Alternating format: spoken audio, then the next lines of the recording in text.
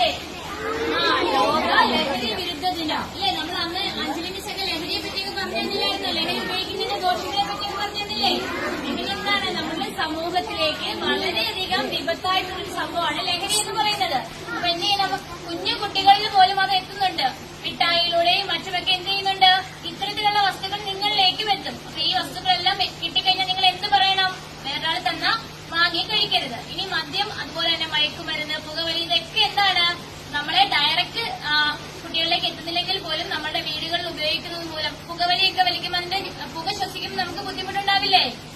Okay, അതുപോലെ തന്നെ നമ്മുടെ സമൂഹത്തിൽ നിന്നും തുടച്ചു മാറ്റപ്പെടേണ്ട കാര്യങ്ങളാണ് ഈ മയക്കുമരുന്നുകളൊക്കെ അല്ലെ? ലഹരി വസ്തുക്കളെല്ലാം തന്നെ നമ്മുടെ സമൂഹത്തിൽ നിന്ന് എന്ത് ചെയ്യണം? തുടച്ചു മാറ്റപ്പെടണം. അതിനു വേണ്ടിയിട്ട് നമ്മൾ ഭാവി തലമുറയെ സേഫ് ആക്കുക എന്നതാണ് ഈ ഒരു വർഷത്തെ തീം എന്ന് പറയുന്നത്. Towards safe drug free future എന്നാണ് ഈ ഒരു വർഷത്തെ തീമിൽ വരുന്നത്. ഈ ഒരു വർഷം ഓരോ വർഷവും ഡ്രഗ്സ് ആന്റി ഡ്രഗ് ഡേക്ക് ഓരോ തീമുണ്ട്. ഈ വർഷത്തെ എന്താണ്?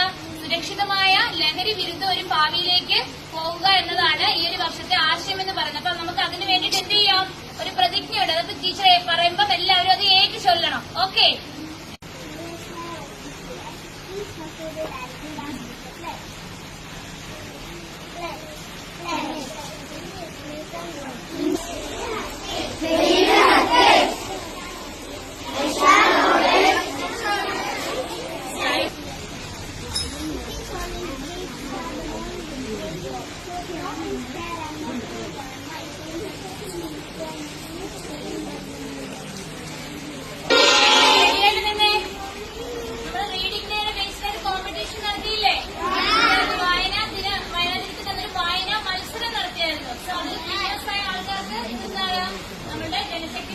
സംഘത്തിന്റെ വകയായിട്ട് ട്രോഫി മൊമെന്റോ കൈമാറുക കേട്ടോ.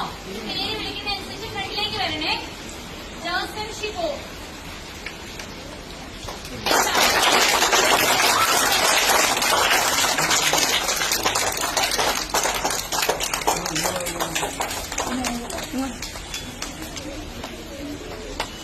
അതുപോലെ അങ്ങോട്ട് നോക്കിയേ.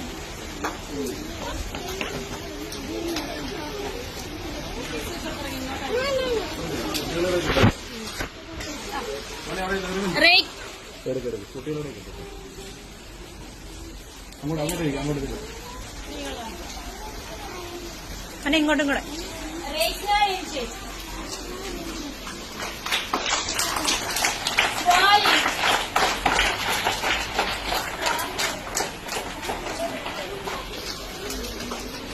ആദികേഷ് മാനസി,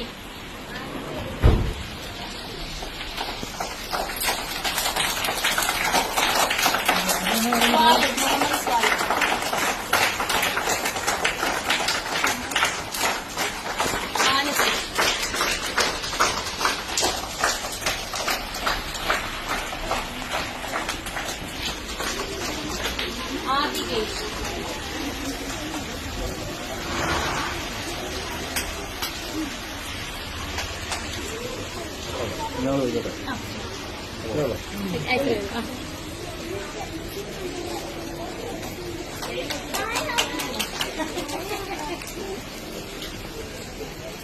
ഓക്കെ. ബാക്കി എന്തോ